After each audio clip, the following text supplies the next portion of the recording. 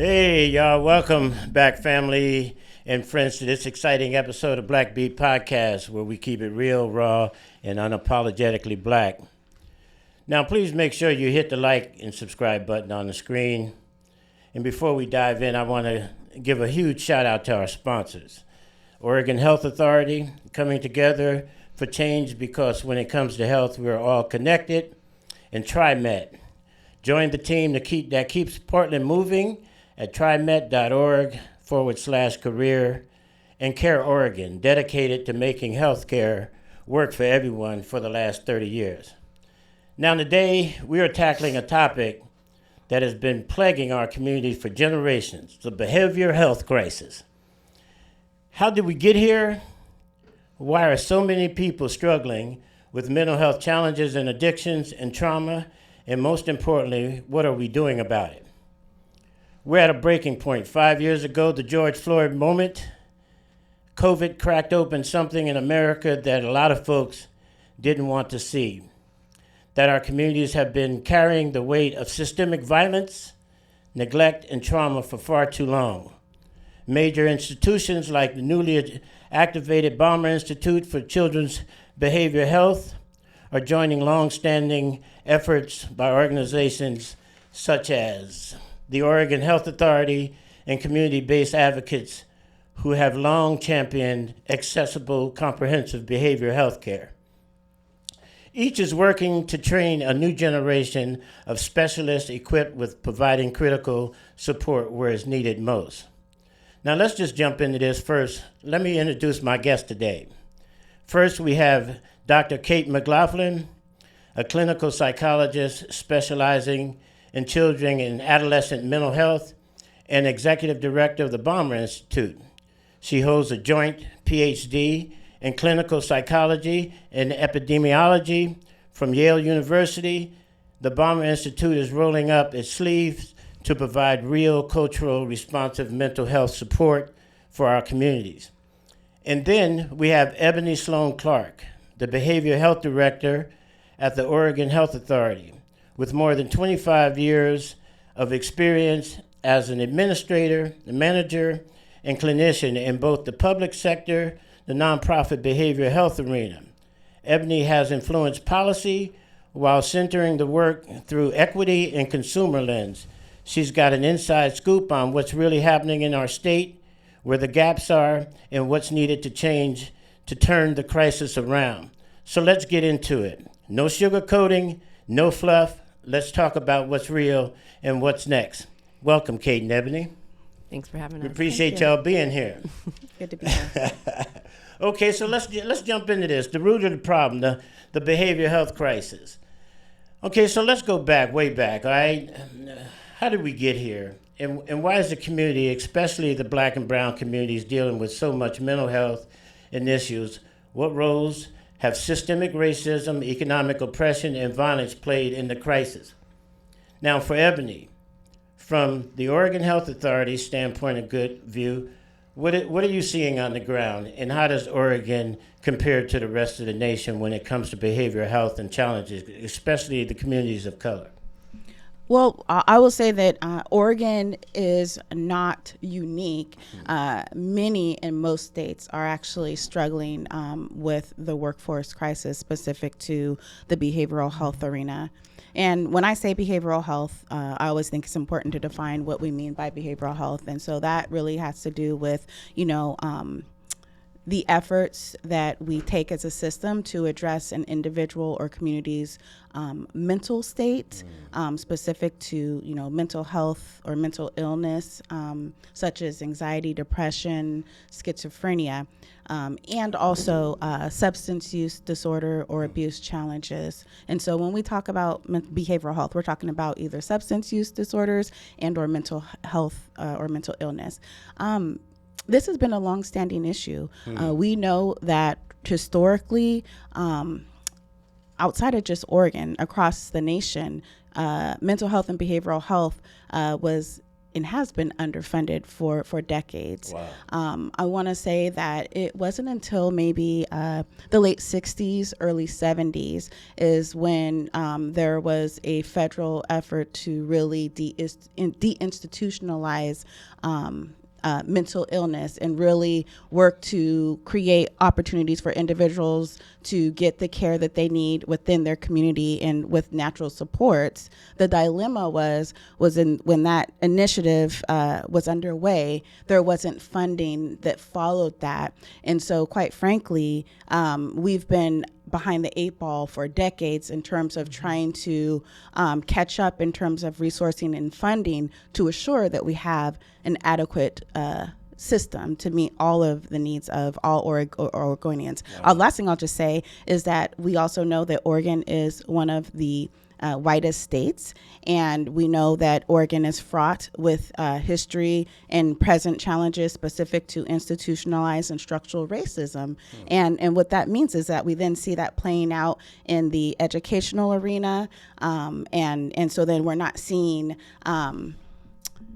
enough clinicians, African-American clinicians, as an example, stepping into the arena to meet kind of the present day Black mental health needs and challenges within our community. Wow. Wow. Kate, you Yeah. talked about that? Yeah, well, I mean, aligned with what everything that Ebony just shared, that focuses on what do people do once they have a behavioral health challenge. Can they access the support they need? And the answer, quite frankly, is no, most people can't. But to your question, what drives mental health problems from forming in the first place? What I would highlight is first that we know that most people who are going to struggle with a behavioral health challenge in their life at some point, most of those challenges start in childhood.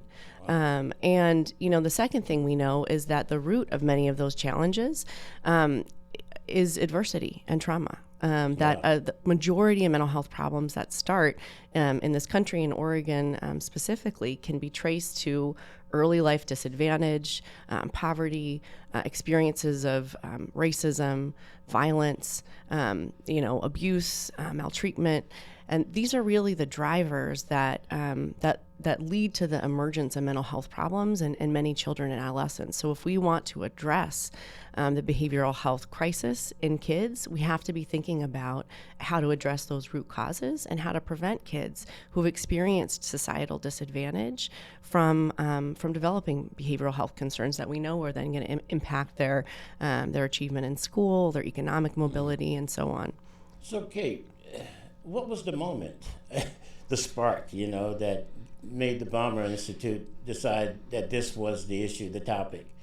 What made Connie and Mr. Ballmer himself, decide that this is where we want to put our money? What was that spark? What was that moment? I think that the Ballmer Institute was launched in 2022, so we were in the kind of acute aftermath of COVID and the pandemic. Right. We all, were listening to the national headlines around the youth mental health crisis. What we were seeing is just a dramatic increase in the rates of behavioral health concerns in kids, not just in Oregon, but all over this country. So anxiety, depression, thoughts of suicide, behavior problems, substance abuse were all skyrocketing among kids. Wow. And I want to emphasize, though, this is not just about the pandemic, that we had been seeing these trends going in this direction for years before the pandemic happened. And then the pandemic was just a catalyst for what was already happening. And at the same time, what we're seeing is exactly what Ebony was describing, that families were struggling to find support for their kids. So, we see this increase in mental health problems among kids, and most families, so in Oregon, a majority of families who try to seek support, mental health support for their kids, are unable to find it. And I think that the Ballmers saw those trends, as well as the impact it was having on schools, where we saw teachers now, being asked to, teach classes where there are lots of kids who are struggling with behavioral health concerns. That makes it hard for other kids to learn, for those kids to learn. And they wanted to do something that was really at the intersection of child behavioral health, workforce development, with a real focus on schools and how do we get schools the support they need. The other thing I'll say about it is that, the Ballmers are philanthropists. They give to a lot of issues. And really one of their key priorities is economic mobility. And I think it's important to bring that up because when we talk about behavioral health, we don't often think about about that, but they see, based on a lot of good data, that one of the key ways that we can foster economic mobility for kids is by addressing these behavioral health concerns that often start so early in life. I would have never thought to connect those two dots. Wow. And, it's because we know behavioral health concerns impact the way kids perform at school. They impact their long-term economic prospects. And it's a place where we know we've got interventions that work. So if you can intervene early with kids who are starting to struggle, it can be an incredibly powerful driver, not just of their quality of life, but their academic outcomes and their economic mobility. Today's episode is brought to you by the Oregon Health Authority, coming together for change. Because when it comes to health, we're all connected.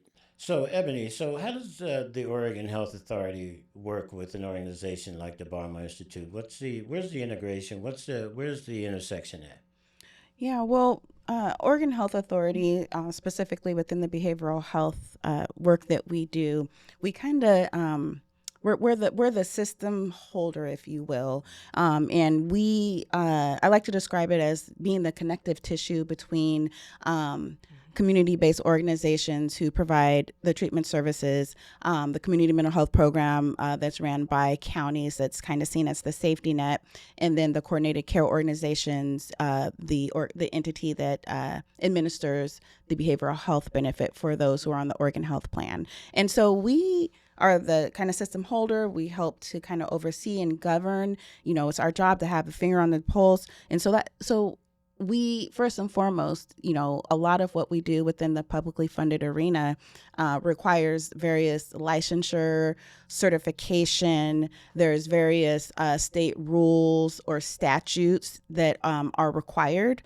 to provide this publicly funded service, first and foremost, to assure quality and safety. And so one of the ways that we then govern or partner with Ballmer is to make sure that we are educating Ballmer about kind of what the current system makeup looks like, what's required from our vantage point and from our key partners' vantage point, what the challenges are, just so that then as Ballmer is working to help fill a critical gap, we can share our learning, our data, our knowledge, and then also provide that technical assistance.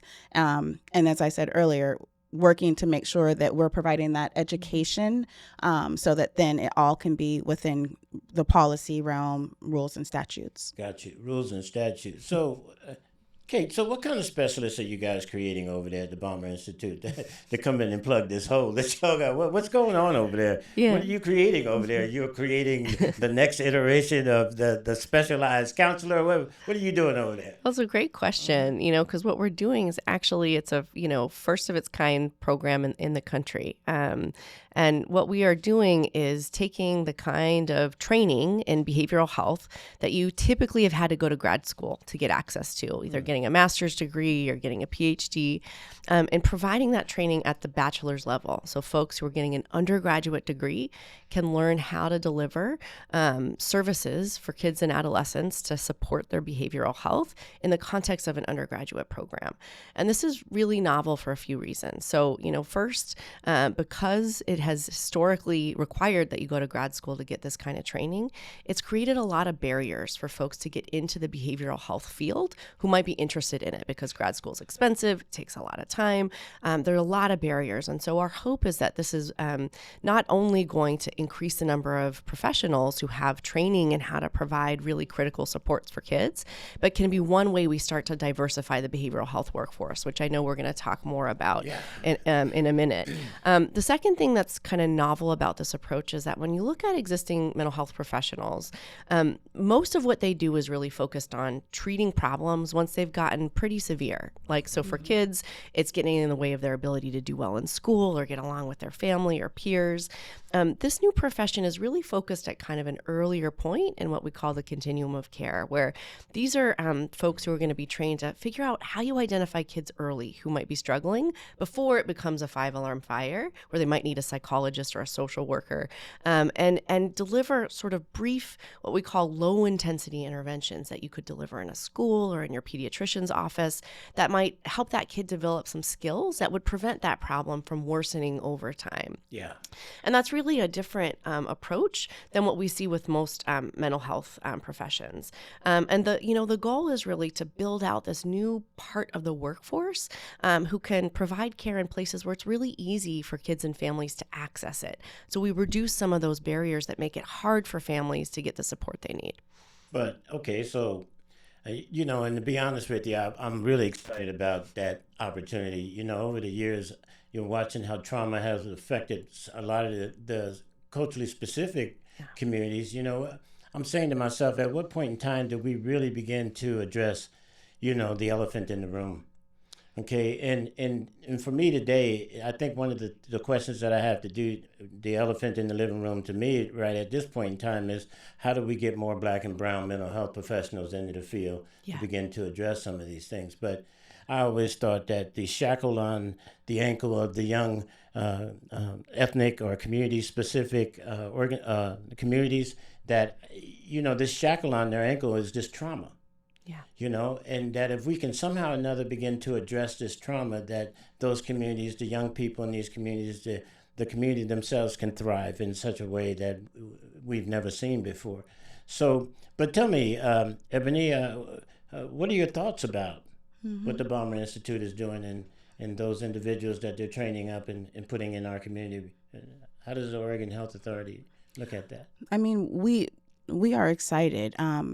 What I will say is that it takes a village, and it's not one individual, it's not one entity, it's not one provider, it's not one community that can solve the issue at hand. And so it's exciting to see that there is a new breath of energy and innovation and desire and willingness to walk alongside and fill the gap. I think that just in listening to this conversation, I, often say that first and foremost, it's important for us to remember that individuals and communities hold the answer. And as system providers, it is our job to walk along community and not only listen, but integrate the voice and the recommendations that community is bringing forward in terms of what's needed to have that health, wellness, and emotional well-being. And so with that, I appreciate, this innovative model that's really going to be more preventative, that will allow out of the box thinking and, not just your everyday traditional office-based services, because we do have this workforce shortage. It can take a decade to see our workforce return to, that level of stability that we need. And so what that means is that we have to train our new clinicians and providers and those coming up the ranks to be in lockstep with community and support and learn how to use non-traditional methods or the traditional ways that we as people of color heal ourselves. Yeah. And I think that needs to be further integrated into, some of these, traditional clinical models. Yeah. And I know that I'm starting to get too excited and go off. I'm excited with you. Come on with that one, because that one is an interesting one for me also. Experiential. I think we've lost our way in that area, opening up to more traditional platforms and mechanisms. But Kate, so in light of the DEI issues that we're dealing with and all that, and the fact that we have a shortage of Black and brown therapists and people in the mental health world, is the Ballmer Institute taking on any other perspectives about this, or are they still on track with doing some of the things and fulfillment that they originally suggested that they were going to be doing? Yeah, well, just building on what Ebony shared, something that we have really prioritized from the beginning is ensuring we're listening to the voices of community as we build really a new professional role. Is this the kind of role that kids and families need? Are we, training our students well in culturally responsive services? And what should that look like? Where should those services be delivered? And so we've got a number of ways that we've been engaging and listening to the community as we build. And John, I know as you're a member of our community advisory board, that's one of the mechanisms that we've used to really take that community input very seriously as we build the program. So a big focus for us has been on how do we prioritize the needs of kids and families who have been historically underserved or inappropriately served in our existing behavioral health system. And part of that is really thinking about new methods for how we bring services into the community. And so as part of the community advisory board, members are doing things like reviewing our syllabi, giving us feedback on, the actual courses that students are having, the applied training experiences they get in the community. And we're taking that feedback and making changes to the program. But one of the things we're most excited about, and this is really just getting off the ground, is starting to partner more deeply with some of the culturally specific organizations that sit on our community advisory board to think about, as Ebony was mentioning, the office-based model of care where you bring your kid to a clinician who sits in an office or maybe deliver services at your school doesn't work for a lot of families. Families might not trust the systems that provide those services for all kinds of good reasons. Now, what we've got in the Portland community is some enormously powerful, culturally specific organizations that have been providing services to this community for decades that families actually trust. So let's think about situating our service delivery with those organizations. Can we embed new providers in these organizations that have typically done things like mentoring programs, youth development, lots of other kinds of community services? Can we build out a behavioral health service delivery arm where families could come to the organizations they trust to receive those services? And could those organizations help our students learn their culturally specific, practices so that our students aren't just learning from folks in a classroom about what it means to be culturally responsive, but are actually getting that experience out in the community from the experts? And can I just add too, just based on what you shared, based on what you shared, absolutely. So in the 21-23 session, Oregon Health Authority, there was a House Bill 2235 that was passed. House Bill 2235 passed to bring some long-standing funding and resources to address the workforce crisis. And so specifically, there were dollars that were brought forward to incentivize individuals in stepping into the workforce arena, to retain individuals to stay in this line of work, to assist individuals who are already doing this work to go back and get a secondary degree. The funding brought forward opportunities for support for folks to get their certification and licensure fees paid. It was scholarships, tuition reimbursement, loan repayment, things like that. And so I will say that for the most part, most of those dollars have been expended and pushed out to community. Gotcha. We are proud to say that a significant amount of those dollars did go to communities of color. Cool. And what we have learned from it is that it does have impact. We've seen success. We've seen for organizations that did receive dollars for incentives, they had a 94% retention rate. We've seen an increase in our therapists and alcohol and drug counselors, providers, the workforce expand. We've seen the increase in peers expanding. And so with that, we know that it's working. We know that it's critical. And so in this current session, Oregon Health Authority has a policy option package to continue to sustain and further those prior investments, just so that we can continue to be intentional and strategic in expanding the workforce. Wow, this is exciting, but at the same time, let me play devil's advocate. We got these people out there. It sounds like we got a heck of a lot of investment. Ballmer Institute, $400 million for years, over the last 30 years, the state, the amount of investment that we've had. And we got those people out there that says, well, why should we care about this? I mean, after all, the state was at one point in time, you can come here and do any drug or anything you needed to do, and it was legal. Right? So why there's the citizen tree out there that says, well, why should we care? What's the cost of caring at this point in time? Why should we? If we was to appeal to that voice, what would be your response, Kate?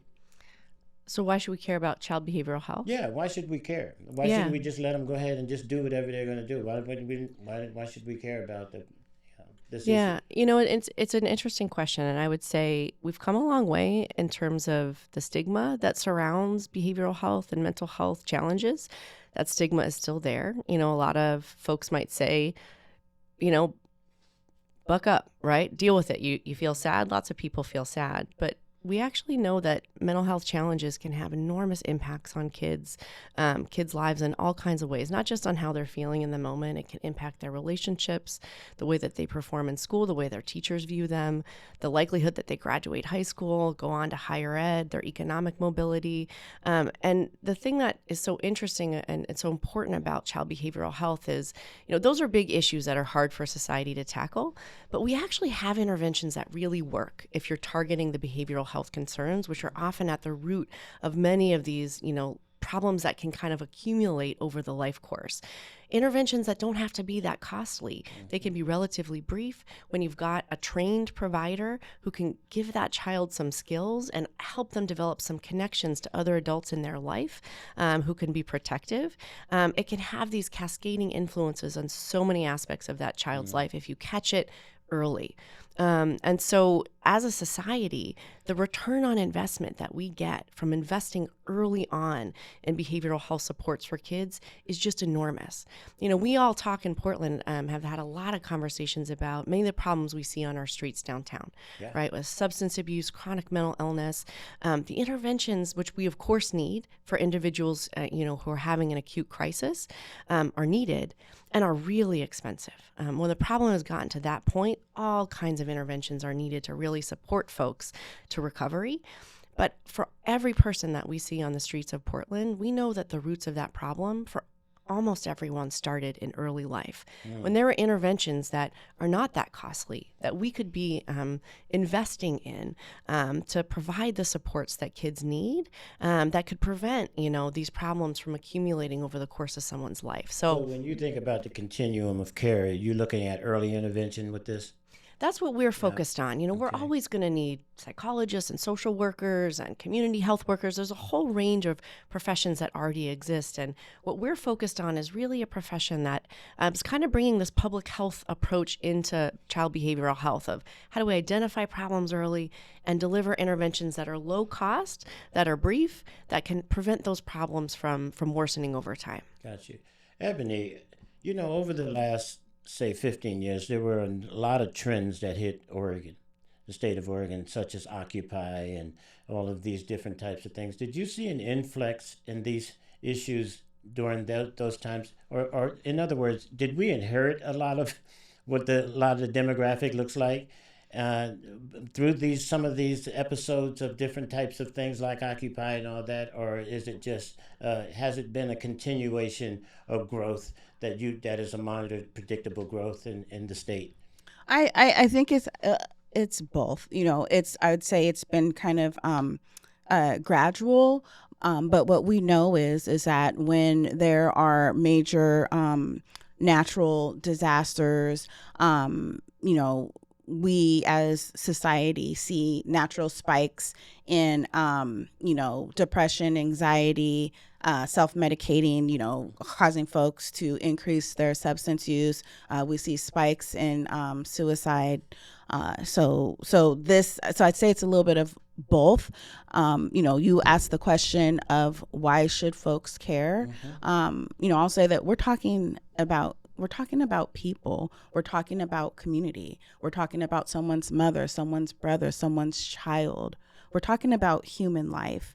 And with that, every life is important, and we cannot afford for one loss of life. And so that said, if we don't continue to address this, we're going to continue to see issues of suicide. We're going to see issues of overdose. We're going to continue to see increases in incarceration, continued use of the emergency rooms. And that's what we want to prevent. We want to be able to see that return on investment so that we can invest those dollars upstream and be more preventative. And so everyone can be a part of the solution. And as I said earlier, it takes a village. It's just, listen, I am And this we ain't got enough time to necessarily unpack all of this, but I am so excited about what is being unpacked. And so let's get to what happens next. What are some of the things that you guys are doing as part of the solution in your thoughts? What's the next steps, you guys? What are you thinking is the next steps? Well, in terms of the work at the Ballmer Institute, we have just launched our training program. We've got our first cohort of undergrads in the program right now. And so what we're thinking about right now is how do we work with the Oregon Health Authority and the state to think about what's the credential these folks are, going to need to practice once they graduate, and working with policymakers and OHA to really figure out what that looks like, so that this new workforce we're training, can go out and deliver the services that they're trained to deliver in the parts of the community that really need it. We want to grow the program. We want to recruit students from all kinds of different lived experiences into the program. We want to help bring greater diversity of lived experience into the behavioral health workforce. So we're working on partnerships with high schools, even middle schools, to start getting kids who might not have traditionally thought about behavioral health as a pathway that was available to them as a career option. We're working on really connecting more with the Portland community, with families in the schools where our students are training, community-based organizations, culturally specific organizations, to really refine the program and make sure that the way we're training this new profession is aligned to the needs of the community. And we're collecting a lot of data. So we're housed at a university, and part of our job is making sure that this training program is actually having a positive impact on the community. And so we are talking to every kid who interacts with one of our students, every family who receives services, every school where they're embedded, to make sure that those services are high quality, that they're culturally responsive, that the kids are improving once they've had access to these services, so that we can continue to improve this program and really make it something that is responding to the needs of our communities. Is case management part of that package? Absolutely. I think, case management is part of any behavioral health service, right? And, it's a term we use sometimes to tie to particular professions. But the reality is, you can't address a person's mental health problems if they are experiencing housing instability, right? That it has to be a combination of, supporting people's basic needs as well as their behavioral health. So, Ebony, what's the state prioritizing right now? Yeah, so we are prioritizing continuing to lean into the Oregon Health Authority's strategic goal of eliminating health inequities and disparities. So we center much of what we do in terms of looking at how are we prioritizing and centering the voice of community and individuals to make sure that we as a system are not furthering or promoting or continuing to be a part of the challenge that creates these ongoing challenges. And so we are not wavering. We are not wavering in our commitment around making sure that all that we do works to disrupt the longstanding issues that you spoke to earlier around the ACEs, around the trauma, around the racism. We, as I said earlier, we brought forward a policy option package where we are requesting an additional set of dollars to continue the prior workforce investments. And I will say that we are working and we will continue to be committed to really partnering with community and not only listening, but working to make sure that all that we do from policy to practice, the voice is acted upon, and that we can demonstrate how we're bringing forward the integration of the recommendations of the community so we can have a more diversified workforce and so that we can have thriving communities. Y'all, I would be remiss, two sharp women like y'all sitting here with me in the climate in which we're in right now. It just wouldn't be right to let y'all out the room without asking y'all, is there any suggestions? How should we live under the climate in which we're living to prevent any more growth of this specific crisis that we're talking about today around mental health in light of the complications this country is experiencing? Is there any suggestions you have for a better or more effective way of living in this climate that you would have right now for the community at large?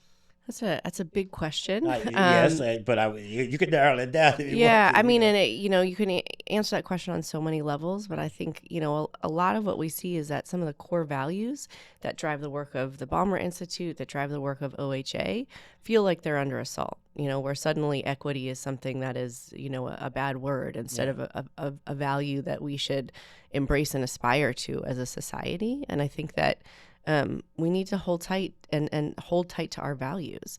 And, for folks who hold those same values, this is a moment to be vocal, to be active, to think about how can we get out into our communities and make a difference in the lives of kids, and not just feel upset about the way that the world might be changing, but try to do something about it. And, the last thing I'll say is that, working on child behavioral health issues is not for everyone. Not everybody's going to be in the behavioral health workforce, but every single person listening to this podcast has a child in their life. Might not be their own child, but they've got kids that they know. And I would say one thing we can all do is just to pay attention. And when you notice a child in your life starting to struggle, their behavior's changing, their mood is changing, notice that, say something. Provide support. It is remarkable. One of the most powerful tools we have to support kids' mental health is support from adults. And an adult who's willing to listen and not judge when a kid shares that they're struggling with something. An adult who's willing to help that kid find other sources of connection to their community, to their family, to peers, to something that gives them meaning and purpose. And we can all do that in the lives of the kids that we know, even if we're, not out there gonna, change policy or become a mental health professional. So that's what I would say. Ebony? And I would just close with saying again that, OHA, we stand firm in our strategic goal of dismantling and eliminating health inequities. And there's power in voice. And there's power in voice for all of us. And civic engagement is important. And I just paused and reflected on your question and thought that we have been in tumultuous and very difficult places in our nation and in our society. But it was the power of people. It was the power of voice. It was a power of commitment that we were able to get to the other side. We have it in us. It takes a village, and we all can have impact. Whoa. You know something, y'all? I done told you. These two women are something too sharp there, but this conversation is too big to stay in this room, y'all. If you're listening, this ain't just theory. This is real life. This is your family, your neighborhood, your people. So I'm going to leave you with this. What can the everyday folk do? How do you support the work y'all are doing? And how do we make sure that our people are getting the help that they need? You got to tap in. You can't be isolated. It's important that you take these messages and get involved, folks. Stay tuned. And y'all, I'm telling you, we can't just do this one time. But before we exit, is there anything that's burning in your heart that you would like to share before we exit this conversation? Yes. Yeah. So I just want to say that we must come forward. I do because someone did for me. For those that know my story, my mother was a heroin addict, and I was impacted as an infant and was in foster care for the first year and a half. But my mother got help. I was reunited with my mother, and that's what inspired me to step into this field. And because someone did for me, I must do for others. Right on. There's so much more. I mean, there were so many layers as I was listening that I would have liked to pass. So surely I'd like to have y'all two ladies back as guests and to continue to unpack this as momentum grows and we're starting to see some results of some of these theories and things that we've implemented. But I do appreciate the one part about the experiential practice coming back in, because ain't no one theory got a lock on this deal. And so I really invite people that have innovation and thought to come into this conversation and be a part of it. So, hey, listen, y'all, this concludes this episode of Black Beat Podcast, where we just keep it real as best we can. And we appreciate y'all, too, for coming on and being a part of this conversation, y'all. and I appreciate you. You hear? It was an honor. Thank you. Respect.